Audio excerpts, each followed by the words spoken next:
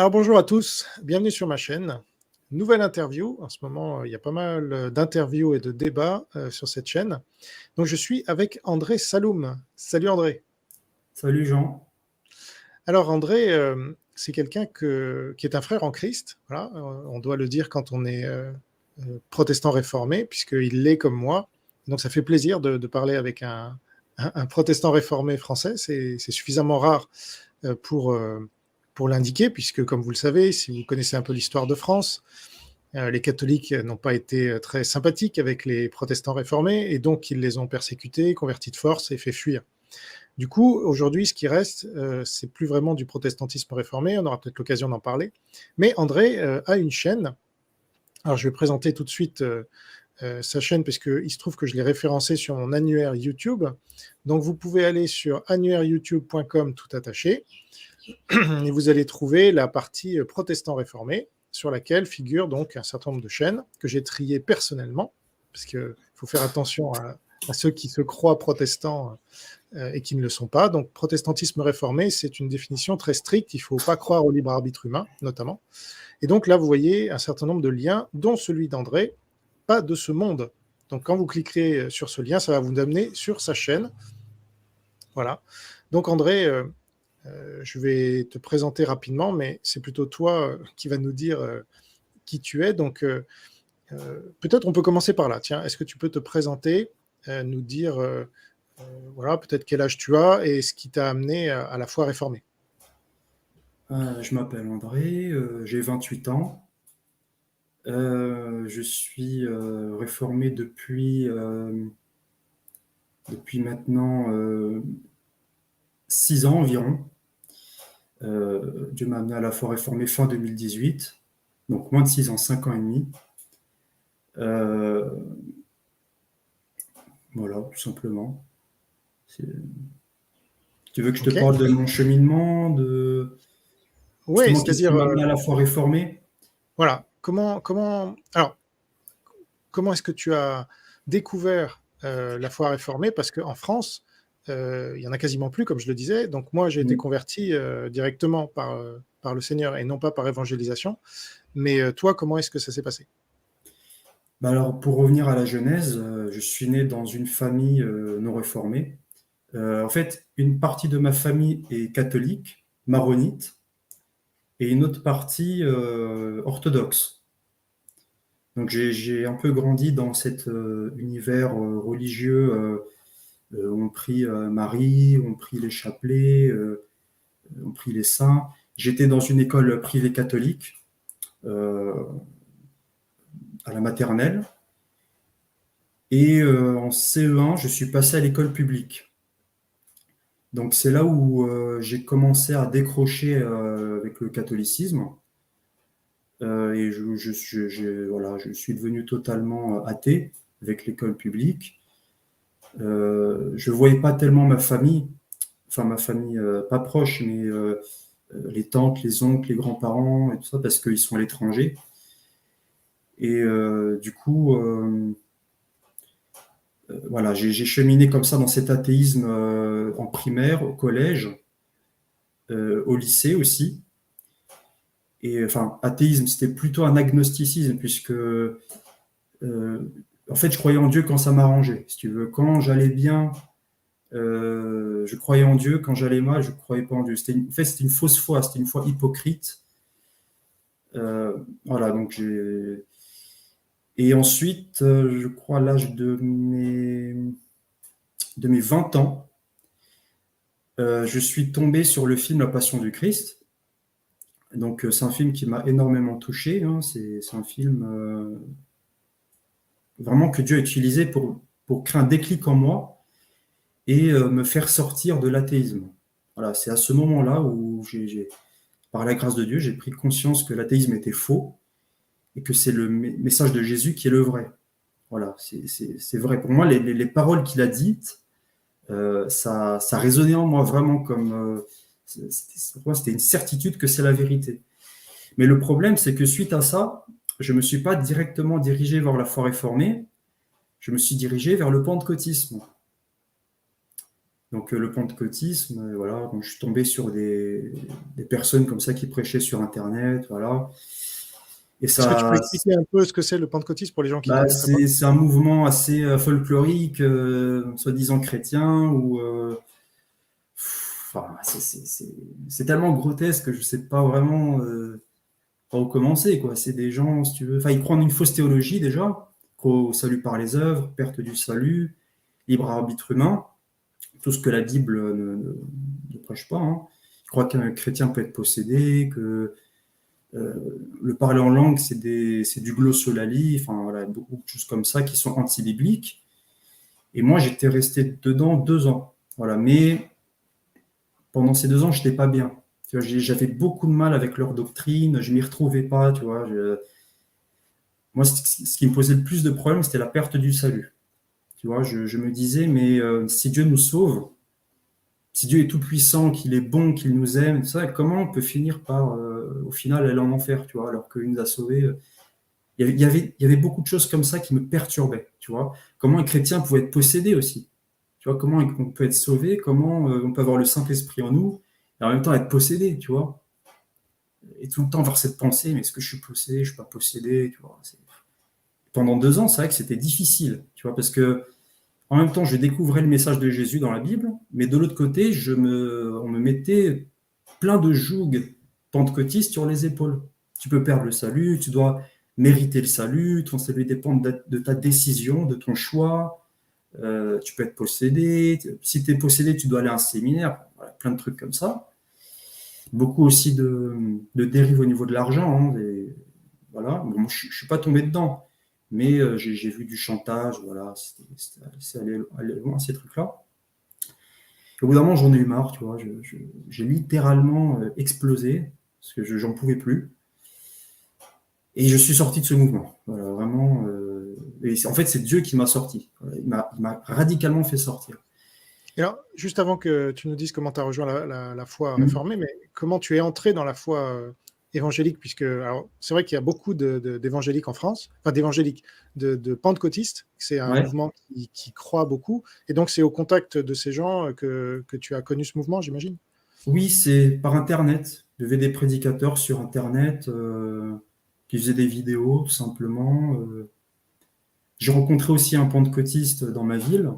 Enfin, c'est via ces vidéos qu'on a fini par se rencontrer, se fréquenter. Voilà, c'est quasi exclusivement par Internet, en fait. Voilà. Et alors donc maintenant, la foi réformée, comment tu y es venu, puisqu'il n'y en a quasiment plus en France? Alors, si tu veux, bon, Dieu m'a fait sortir du milieu pentecôtiste. Et bon, j'avais encore ces croyances pentecôtistes en moi, tu vois. Pour moi, c'était encore vrai, tu vois.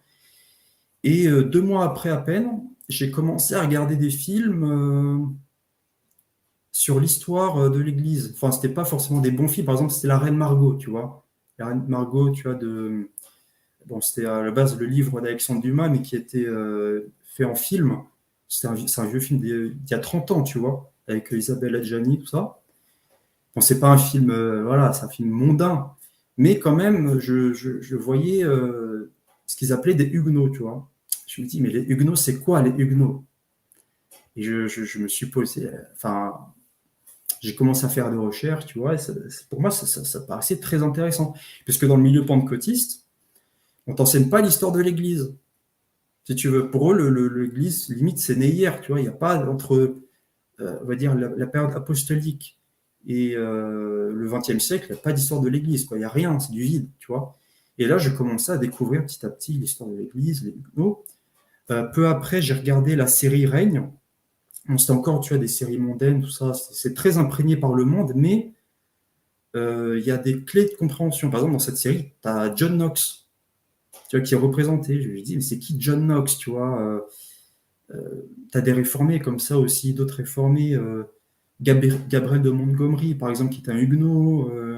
Elisabeth Tudor aussi, la reine d'Angleterre, qui était, voilà, qui est passée à la foi réformée aussi.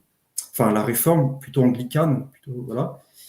Du coup, ça m'a fait poser des questions. Et juste après ça, vraiment le mois d'après, j'étais tombé sur la chaîne de Pascal Denot. Et c'est là, en fait, où je l'ai entendu prêcher le salut par grâce. le salut par grâce, tu vois. Et moi, moi, j'étais très réticent à ça. Moi, je crois au salut par les œuvres. Je croyais qu'on devait mériter le salut, tu vois. Et là, je l'entends prêcher le salut par grâce, tu vois. Et le fait qu'on ne peut pas perdre le salut. Et bizarrement, ça me parle, tu vois. Je me dis, mais c'est vrai. Le salut, c'est Jésus qui l'a accompli. Pourquoi nous, on devrait avoir une part, tu vois? Non, le sauveur, c'est Jésus, tu vois. Et ça, c'est entré en moi, tu vois. Vraiment, et c'est comme si je naissais de nouveau une deuxième fois, quoi. Tu vois, avec cette compréhension du salut par grâce, je n'étais plus là à me dire, je dois essayer de mériter le salut, ça se trouve, je peux perdre le salut, ça se trouve, Dieu m'a rejeté, ça se trouve, Dieu ne m'aimera plus dans 2 ans, dans 3 ans, tu vois. Et là, c'était une libération totale. Tu vois, j'ai compris que Dieu m'aimait pleinement, que ça ne dépendait pas de moi, mais de son amour à lui seul, et que même, il m'a aimé avant la fondation du monde. C'est-à-dire que son amour pour moi et pour ses élus en général ne date pas de notre conversion, mais d'avant même la création d'Adam et Ève, tu vois. Et ça, le fait d'avoir compris ça, c'est magnifique, tu vois. C'est magnifique. C'est un peu comme Luther quand il a découvert le salut par grâce, où ça l'a littéralement transformé. Il le raconte très bien. Et moi, j'ai vécu ça, vraiment. C'était fin 2018. Et aussi, Pascal Denot a fait des vidéos sur l'histoire de l'Église. Alors, vraiment, je les ai tous regardées. Et ça a vraiment structuré ma compréhension de l'histoire de l'Église, vraiment. Et du coup, là j'étais vraiment passé à la foi réformée, avec la, la compréhension du salut par grâce, de l'assurance du salut. La prédestination, je commençais à tâtonner, tu vois. J'ai pleinement compris la prédestination l'année d'après, 2019. Et je commençais vraiment voilà, à lire l'histoire des réformateurs, tu vois, des chrétiens, même des Jonathan Edwards, des Charles Spurgeon, tu vois. Et c'est là où vraiment je suis passé à la foi réformée. C'est vraiment fin 2018, début 2019, quoi. Voilà, tout simplement. Et à ce moment-là, tu penses à faire une chaîne YouTube, ça fait partie, parce que tu l'as créée il y a 6 ans, je crois, ou 7 ans. Alors, Donc, j'avais une chaîne YouTube avant, mais elle a été enlevée. Mais bon, de toute façon, c'est pas un regret que j'ai parce que c'était beaucoup dans le pentecôtisme, voilà. Et du coup, j'ai refait une chaîne, mais vraiment pour mettre en avant la saine doctrine, tu vois. Parce que c'est vrai que quand tu découvres la saine doctrine et quand tu te rends compte que tu es l'un des seuls à la comprendre, mais c'est ça qui est fou, c'est limite une torture parce que tu as découvert quelque chose de merveilleux, quelque chose qui te transcende totalement, quoi, Et à côté de ça, tu vois tes anciens amis qui croient toujours au salut par les œuvres, tu crois, j'étais pas totalement seul, mais quand même, tu vois, on n'est pas nombreux, tu vois. Du coup, je me suis dit, il faut créer une chaîne YouTube pour faire connaître la foi réformée. Et j'ai pas créé qu'une chaîne YouTube. J'ai aussi, sur mon Facebook, je mets des montages, des citations de théologiens, voilà, tout ça, pour justement faire connaître la saine doctrine aux gens, tout simplement. et donc, je recommande vraiment ta chaîne, d'une part parce que voilà, tu reviens bien sur toutes les hérésies que tu peux identifier, du pentecôtisme au catholicisme, et tu reprends, comme le demande la Bible d'ailleurs, tu reprends des mensonges qui sont dits avec beaucoup d'autorité, mais voilà, moi j'essaye de faire ça aussi. Et donc, c'est à ça qu'on voit qu'on a une foi vivante, hein, nous dit la Bible. Mais Ouais. tu as parlé aussi de moi, et je t'en remercie. Alors, on peut en parler 2 minutes. Tu es un des rares à avoir reconnu publiquement que j'avais eu raison sur la Troisième Guerre mondiale en cours. Euh, alors pourquoi est-ce que tu as reconnu ça, et pourquoi, selon toi, tu es le seul pour le moment à l'avoir fait? En France, en tout cas. Pourquoi je suis le seul bah, Moi, ce que je pense, c'est qu'il y a d'autres personnes qui l'ont compris, enfin des youtubeurs influents en tout cas, mais qui ne le disent pas. Parce que je pense qu'ils ont une certaine pression et enfin, tu sais, ils ont une hiérarchie. C'est pas comme nous, tu vois. Nous, on est plus indépendants. On n'a pas quelqu'un pour nous dire dis ça, dis pas ça, tu vois. Eux, ils ont plein de gens derrière eux qui les épient, tu vois. Ils disent, mais, tu vois, ils savent qu'ils sont observés. S'ils font un pas de travers et qu'ils soutiennent Jean Robin, ils seront plus invités sur tel plateau télé ou des trucs comme ça, tu vois. Euh, je pense que c'est pour ça. Mais il y en a, je pense, qui ont compris, hein, parce que aujourd'hui, c'est flagrant. Enfin, toi, ton discours, il est simple, tu vois. Tu dis juste, il y a une troisième guerre mondiale qui a été déclenchée il y a 4 ans, enfin, en 2020. C'est ce qu'on constate aujourd'hui. Tu vois qu'il y a des tensions. Enfin, en Europe de l'Est, il y a une guerre. Au Moyen-Orient, il y a une guerre, que ce soit entre Israël et la Palestine, et entre les Houthis et les Américains. En Amérique du Sud, tu as le Venezuela qui menace Guyana. En Asie de l'Est, tu as les Nord-Coréens et les Chinois qui menacent les États-Unis, Taïwan.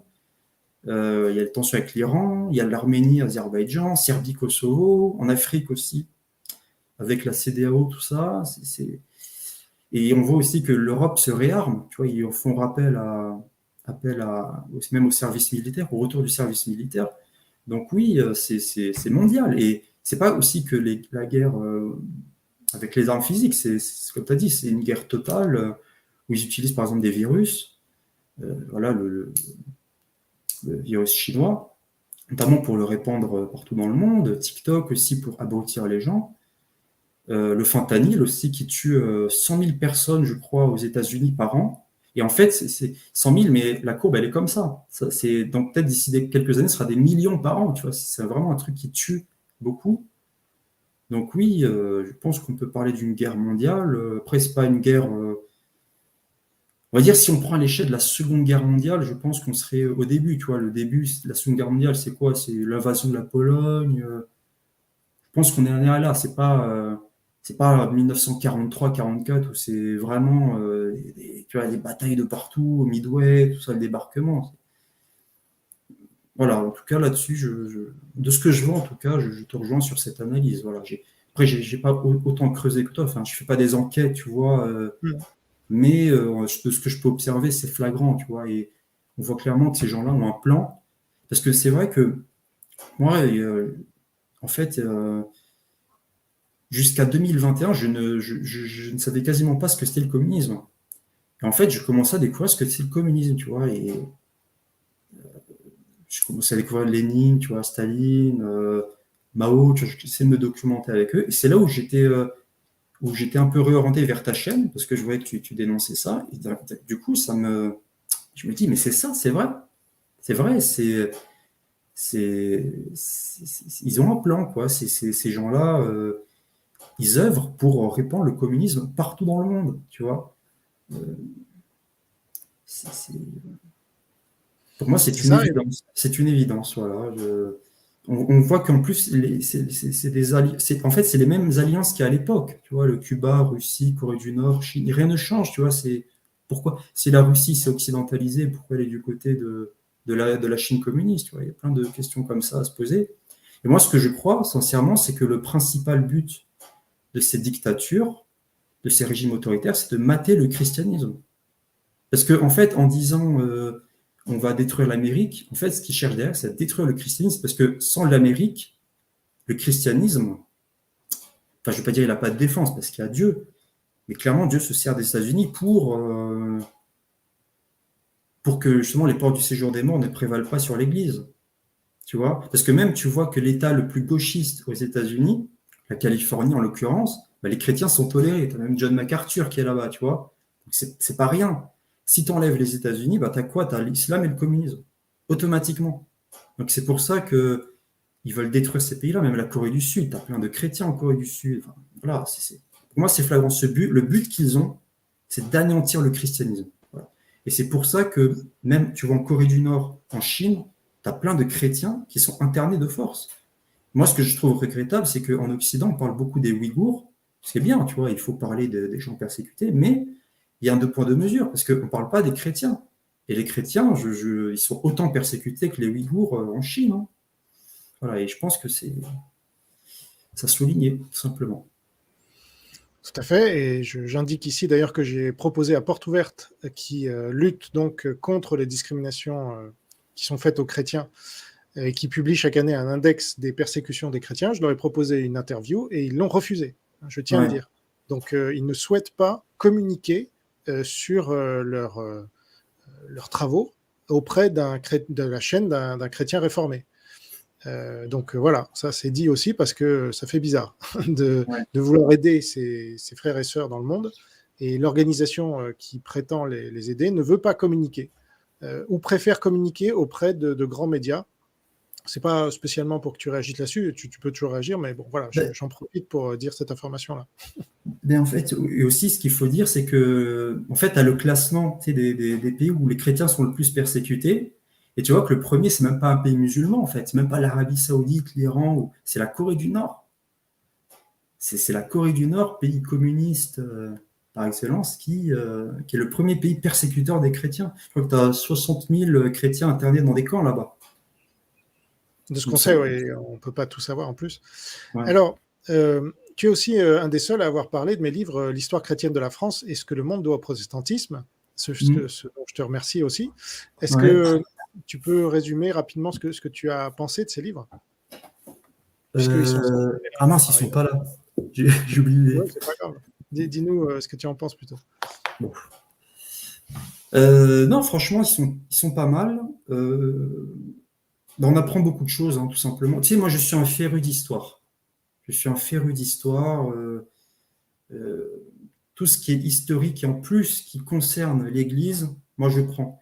Et j'ai trouvé ça très intéressant, tu vois. Par exemple, l'histoire du protestantisme, le fait de voir qu'il y a des scientifiques, des poètes, des gens vraiment de différentes professions, de toute époque, qui ont créé des choses formidables, tu vois, qui ont vraiment fait avancer l'humanité dans le confort, dans plein de choses, dans la connaissance. De voir que ces gens étaient d'un arrière-plan chrétien, c'est très, très. Comment dire, c'est très édifiant de savoir ça, parce que c'est vrai qu'on vit dans une culture où on nous dit sans cesse l'athéisme, c'est l'athéisme qui promouvoit le progrès, la religion, c'est quelque chose d'arriéré, c'est pour c'est pour les arriérés, quoi. Mais non, c'est faux. On voit que les gens qui ont fait le plus avancer l'humanité, que ce soit dans le confort, la sortie des castes, tout ça, des théocraties autoritaires, machin, bah, c'est des chrétiens. C'est des chrétiens qui ont contribué à ça. Tu vois, moi je pense par exemple à celui qui avait aboli l'esclavage en Angleterre, c'était William Wilberforce, avec le pasteur John Newton. Et voilà, ces deux-là, c'était des chrétiens évangéliques, tu vois. Francis Bacon, dont tu parles souvent, celui qui a inventé la méthode scientifique, c'était un chrétien, il s'est basé même sur la Bible pour faire ça. Euh, voilà, c'est John Milton, voilà, un très grand poète aussi puritain. La liste est très très longue en fait. La liste est très très longue. Même voilà, comme tu avais dit, ceux qui ont structuré les langues européennes, bah, c'était les chrétiens, c'était les réformateurs. Jan Hus en République tchèque, Martin Luther en Allemagne, William Tyndale en Angleterre, etc. C'est- donc, toutes les avancées qu'on voit aujourd'hui, c'est très majoritairement dû à des chrétiens. Tu vois, et même les petites inventions qu'on a, généralement, c'est dû à des chrétiens, des petits inventeurs voilà, aux États-Unis, en Suède, en Écosse, en Allemagne. Voilà, c'est très intéressant de savoir ça. Et ça vraiment, ça déformate de toute cette propagande qu'on a subie. Tu vois, parce que moi, je l'ai subi, cette propagande à l'éducation nationale, tu descends du singe, l'athéisme, c'est merveilleux, c'est ça le progrès, machin. Tout ça, c'est faux. Et c'est prouvé par les faits, c'est faux.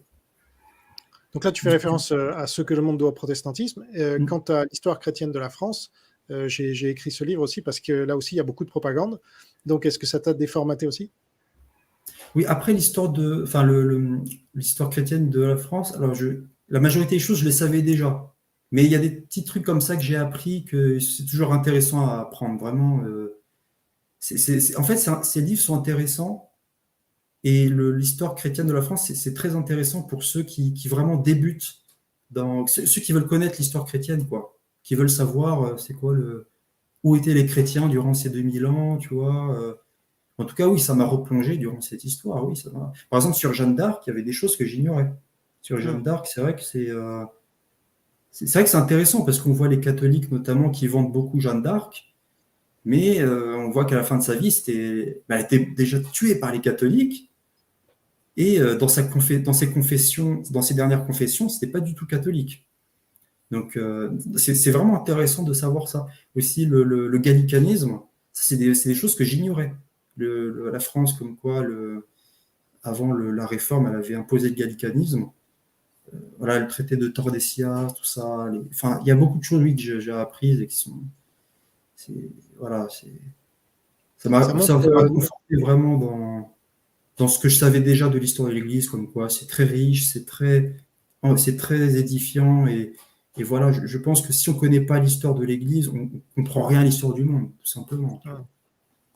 j'ai voulu montrer par ce livre notamment que le catholicisme n'était pas, la France n'était pas la fille aînée de l'Église, quoi, mais la France avait été occupée par l'Église catholique pendant des siècles et des siècles. Et Jeanne d'Arc est bien symbolique de tout ça, puisqu'ils l'ont brûlée. Donc, et elle-même était en effet protestante. Moi, j'estime que c'est la première protestante connue en France, puisqu'elle disait, justement, tu parlais de perdre son salut. On le sait peu, mais Jeanne d'Arc disait, je suis sauvée, quoi. Je ne peux pas perdre mon salut. Et ça faisait beaucoup hurler ceux qui faisaient son procès. Voilà. Donc ça, c'est un aspect de la foi que tu as mis en avant, mais c'est très important, je trouve, parce que ça apporte effectivement une paix intérieure quand on sait qu'on est sauvé et qu'on ne pourra rien faire pour changer cette décision de Dieu. Donc ça ne dépend pas de nous, et fort heureusement d'ailleurs, c'est comme ça que Dieu peut tenir sa promesse. Et ça, je trouve, c'est ce qui manque aux arméniens, donc catholiques, pentecôtistes et autres, parce que du coup, ils sont toujours en train de vouloir se prouver à eux-mêmes et prouver aux autres qu'ils sont chrétiens. Et ça les amène à faire des choses parfois bonnes, mais souvent mauvaises. Et aussi, tu avais les Vaudois. Tu sais, quand tu dis que le catholicisme a occupé la France, il ne faut pas oublier que le catholicisme a persécuté les Vaudois qui étaient des chrétiens authentiques, qui suivaient la Bible seule. C'était des proto-réformés. Hein, ils sont apparus, je crois, vers 1000, 1100. Ils ont été persécutés très lourdement par la monarchie et ils ont dû s'exiler dans les montagnes en Italie ou dans le Luberon aussi.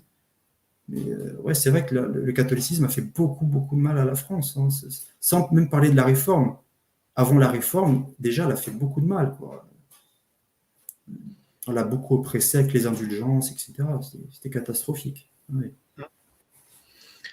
Donc, toi, on parle un peu plus politique. Alors, comment est-ce que tu vois l'avenir de la France et du protestantisme en France? Est-ce que tu penses que le protestantisme peut à nouveau renaître pour atteindre la proportion qu'il représentait en 1560, quand il a atteint son pic à 12,5% de la population, selon les historiens? Bah ça, je n'ai pas la réponse. Ça, c'est comme tu sais, hein, ça dépend vraiment de Dieu. Parce que c'est vrai qu'aujourd'hui, on voit qu'on regarde aujourd'hui, c'est catastrophique. Tu vois, on est un petit lumignon, comme disait Antoine Cour. L'Église, c'est plus qu'un lumignon en France. Après, ce que je me dis, c'est qu'avant Luther, qu'est-ce qu'il y avait? Il y avait les invasions islamiques dans le sud, il y avait les invasions mongoles à l'est, il y avait la peste, il y avait les Hussites, les Lollards et les Vaudois qui étaient très lourdement persécutés, donc les vrais chrétiens qui étaient très lourdement persécutés. C'était une période très très sombre, tu vois, les Espagnols, les Anglais, les Français, les États allemands, les États italiens, ils n'arrêtaient pas de se taper dessus. C'était extrêmement sombre. Mais après, il y a eu la lumière, quoi. Il y a eu déjà l'invention de l'imprimerie, il y a eu la révolution copernicienne, il y a eu les découvertes de l'Amérique, d'autres terres, et par-dessus tout ça, il y a eu la réforme. Donc, ce que je me dis, c'est que oui, aujourd'hui, on traverse une époque très, très troublée, hein, vraiment, c'est à tous les niveaux, mais on ne connaît pas la volonté décrétive de Dieu. Et peut-être, dans 10, 20, 30 ans, il fera qu'il y a un Martin Luther comme ça, un homme qui va se lever et qui va prêcher le vrai évangile et qui va, je sais pas, il y aura plein de conversions après, je sais pas. J'ai vraiment pas la réponse, tu vois. Ça dépend de Dieu, ça. Mais j'aimerais, tu vois, j'aimerais même qu'il y ait plus que 10, 12, 15%. Je sais vraiment pas comment ça va, je sais pas, tu vois. C'est très difficile à dire, tu vois. Bon, et puis, toi et moi, on participe à ce mouvement et on ne l'a pas choisi, hein, puisque dans la foi calviniste, il n'y a pas de libre arbitre, donc c'est vraiment Dieu qui est à la manœuvre. Oui. Il permet des choses qui paraissent mauvaises, mais il en fait un bien derrière. Alors, C'est ça. c'est ça. Donc, qu'est-ce que tu penses du pentecôtisme? Tu nous as déjà dit, mais est-ce que tu peux nous dire un peu ce que tu penses du catholicisme? Parce que tu as beaucoup parlé de cette foi sur ton site, sur ta chaîne. Ouais. Qu'est-ce que ça t'inspire, le catholicisme, plus précisément? Après, en fait, quand on parle du catholicisme, je pense que oui, il y a des abominations comme le purgatoire, les statues, l'idolâtrie, les prières aux morts, les indulgences, c'est des problèmes très graves, c'est des hérésies très graves, anti-bibliques. Mais pour moi, le problème le plus fondamental, et d'ailleurs un problème qui est que toutes les religions païennes ont en commun, que ce soit l'islam, le catholicisme, l'arminianisme, le pentecôtisme, etc., c'est le salut par les œuvres. Le catholicisme va te dire, on est sauvé par la grâce, mais pas par la grâce seule. Tu dois œuvrer, tu dois faire un effort pour gagner le ciel, tu vois. Et c'est là où on voit vraiment que c'est une fausse religion. Toute religion qui dit que Dieu n'est pas le seul sauveur, mais que tu dois toi aussi contribuer à ton salut, est une fausse religion. C'est pour ça que la Bible le dit, notamment dans Matthieu 7, versets 22 et 23, tu sais, n'ai-je pas chassé des démons en ton nom, n'ai-je pas guéri les malades, n'ai-je pas, etc. En fait, on étale ses œuvres devant Dieu, et Dieu dira, je ne vous ai jamais connu, tu vois.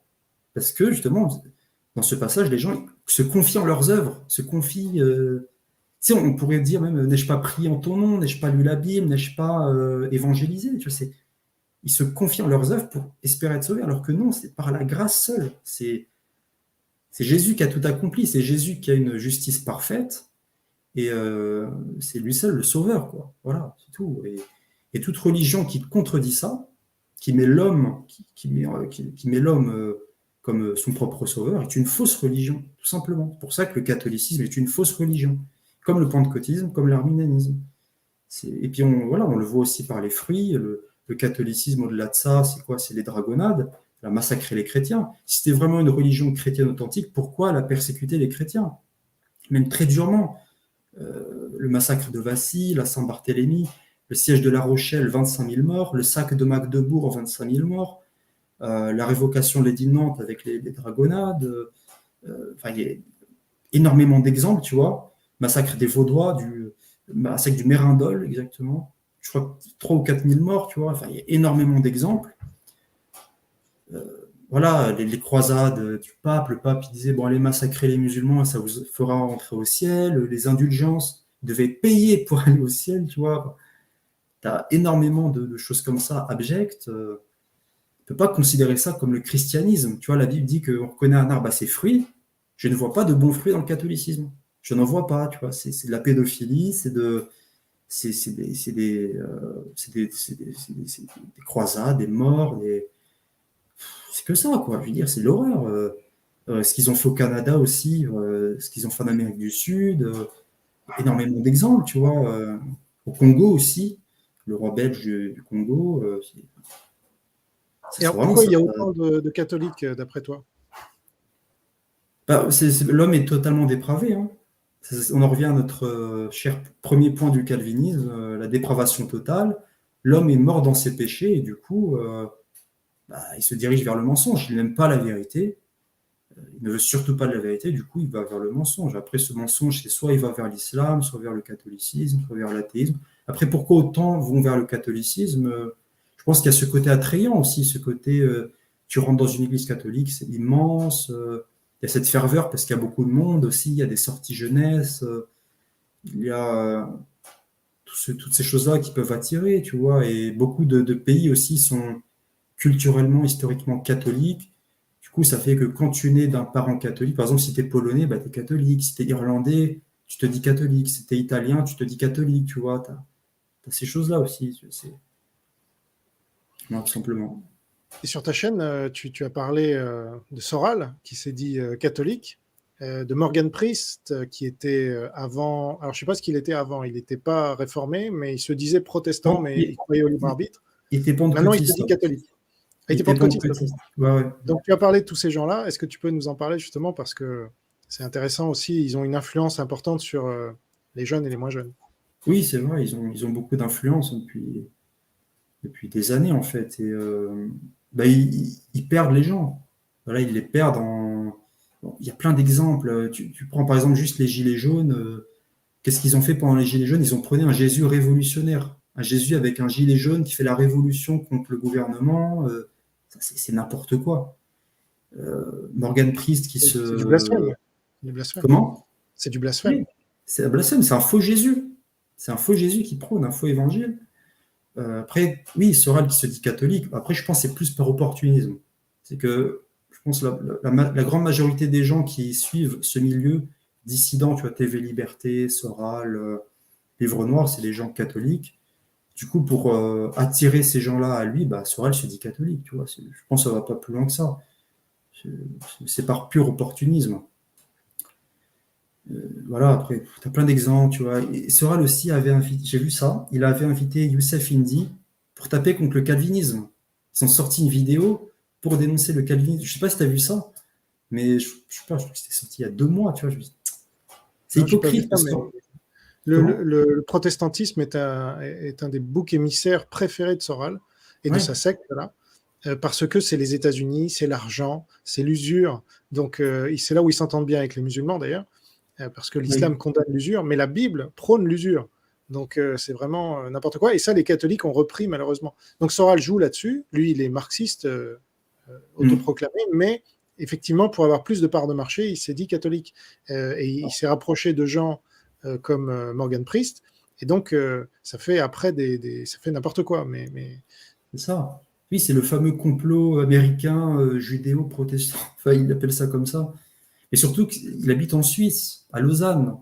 Lausanne protestant, tu vois. C'était la ville de Pierre Viret, tu vois.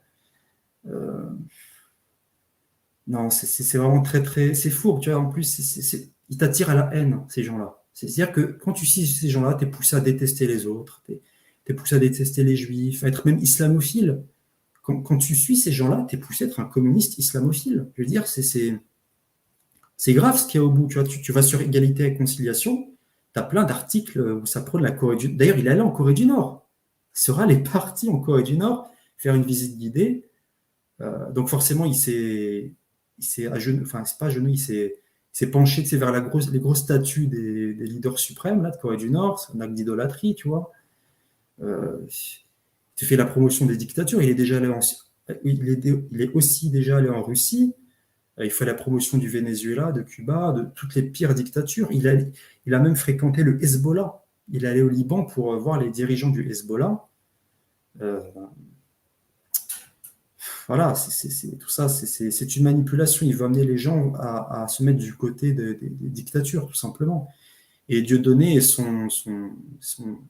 l'a beaucoup aidé là-dedans. Tu vois, ils sont dans cette même direction. Après, oui, pour prendre la dissidence, entre guillemets, plus généralement, par exemple, tu as Pierre Jovanovic qui écrit des livres antichrist, tu vois, un livre sur les anges gardiens. Il a sorti aussi un autre livre pour décrédibiliser la Genèse. Il y a Marion Sigaud qui a fait aussi une vidéo pour taper sur la réforme. T'avais quoi d'autre? T'en as tellement là-dedans. Les télévies liberté, tout ça, qui racontent n'importe quoi au final, qui sont pro-Poutine, pro-Chine, pro-dictature. Je sais pas, pro-islamisme, même, tu vois. Et Bon, puis, il faut se ce qu'on poser peut la dire question, mais aussi, ça nous c'est mène que où tout ça, tu vois? moins il y a de protestantisme réformé en France, plus il désigne le protestantisme réformé comme l'ennemi et C'est comme vrai. responsable de tout. Et pareil pour. Alors, il y a plus de judaïsme déjà, mais les juifs, on sait aussi que c'est leur cible favorite. Mais le protestantisme, il y a une focalisation. On voit bien que ça apporte de bons fruits dont ils bénéficient d'ailleurs, puisqu'ils sont sur Internet. Ça a été inventé principalement par les protestants, depuis Leibniz, en passant par Charles Babbage, jusqu'à.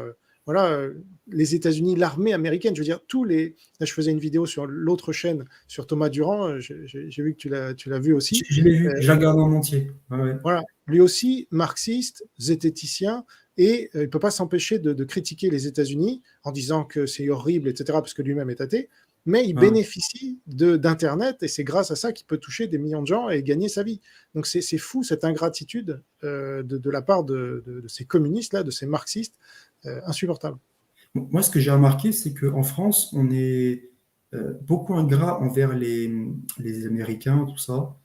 Mais comme les Algériens sont beaucoup ingrats envers les Français. C'est un peu la même chose, je trouve. Je trouve qu'on peut faire ce parallèle, tu vois. C'est vrai que c'est lourd aussi, cette ingratitude. Il y a quasiment plus de réformés en France. Et on entend limite que ça dans leur bouche, protestants, protestants, protestants. Ça ne mène à rien. Après, je pense leur inimitié contre les Juifs. Bon, je peux comprendre dans un certain sens, parce qu'en fait, quand tu tombes là-dedans, enfin, quand tu n'as pas assez de recul, tu te dis, bon, d'accord, Daniel Cohn-Bendit, Jacques Attali, BHL, Jakubowicz, Aziza, ils sont tous d'origine juive. Donc, c'est vrai que quand tu tombes là-dedans, tu te dis, oui, d'accord, c'est des... Moi, je comprends en fait qu'on peut tomber là-dedans. Tu vois, c'est ça que je veux dire, c'est qu'on voit tellement de gens avec un arrière-plan juif qui font le mal, tu vois. Même les dirigeants bolcheviques à l'époque, tu avais beaucoup qui étaient issus de la communauté juive, Zinoviev, Kamenev, Trotsky. Je peux comprendre qu'on tombe là-dedans, limite, par pure ignorance, par pure. Voilà, même si c'est n'importe quoi. Mais je peux comprendre, tu vois. Le cheminement peut se faire. Par contre, anti-protestant, ça, je comprends pas parce qu'il n'y en a plus. Et même les rares protestants qu'il y a, ils portent de bons fruits, tu vois. Je veux dire, c'est. Bon, alors, tu comprends pour l'antisémitisme, tu cautionnes pas, évidemment, tu dénonces. Non, je Hein, ne parce que cautionne toi, pas. tu es Non, pro-israélien, voilà, on je comprends précise leur pour ceux qui ne cheminement. connaissent pas. Je Voilà. comprends leur façon de penser. En fait, ils vont pas jusqu'au bout du cheminement. Ils s'arrêtent à la moitié. Ils ont des noms juifs, machin. C'est n'importe Bon, quoi. enfin, moi, j'ai même du mal à comprendre, parce qu'il faut une focalisation sur certains et pas sur d'autres. Par Oui, exemple, c'est ça. Zemmour est juif, mais il est normalement de l'autre côté. Mais ils vont, selon les cas, l'encenser ou le diaboliser. C'est vrai. Donc, Soral a d'ailleurs dit que s'il avait voté, il n'a pas voté aux dernières élections, mais s'il en avait un pour qui il aurait voté, ce serait Zemmour. Parce qu'ils sont très proches, en fait, c'est des copains. Donc, en Ouais. fait, leur antisémitisme, il est viscéral, mais des fois, il est joué, quoi. Non, il y a beaucoup de dissonances chez eux. Hein. Il y a beaucoup de dissonances cognitives. En même temps, ils sont pour Poutine, mais Poutine, il soutient les islamistes. Enfin, ils sont pour la Russie, alors qu'en Russie, il y a beaucoup plus d'islam, il y a beaucoup plus d'avortements, d'alcoolisme, de meurtres. C'est très décadent, la Russie, hein, on les fait. Pourtant, ils sont pour la Russie. Euh, Pareil, oui, c'est ça, ils soutiennent Zemmour alors qu'il est d'origine juive, alors que normalement, ils devraient le détester vu qu'il est juif. Voilà, alors que même Israël est l'un des rares pays à lutter contre le terrorisme aussi ouvertement, pourtant ils haïssent Israël. Euh, Beaucoup de choses comme ça qui sont contradictoires, c'est assez. Puis il n'y a pas que Moi, les j'avais juifs, moi, c'est ça qu'en fait aussi que je soulignais, c'est que il n'y a pas que des gens d'origine juive qui mettent le bazar. Enfin, je veux dire, il y a aussi des musulmans. Enfin, moi, par exemple, il y a beaucoup de gens dans la rue quand ils se promènent par exemple à Paris, c'est pas des juifs dont ils ont peur, tu vois. C'est plutôt des racailles qui sont issus de l'immigration musulmane. Tu vois, pas tous les musulmans, je ne suis pas généraliser, mais c'est plus des personnes issues de l'immigration musulmane qui posent des problèmes. Pourtant, ils sont là à être islamophiles.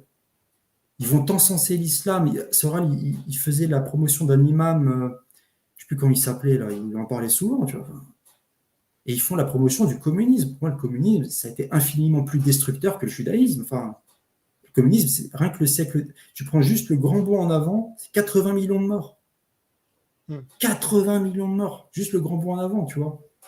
Alors que par exemple, tu prends Israël. Israël, c'est un petit État de 9 millions d'habitants, dont 20% sont des Arabes.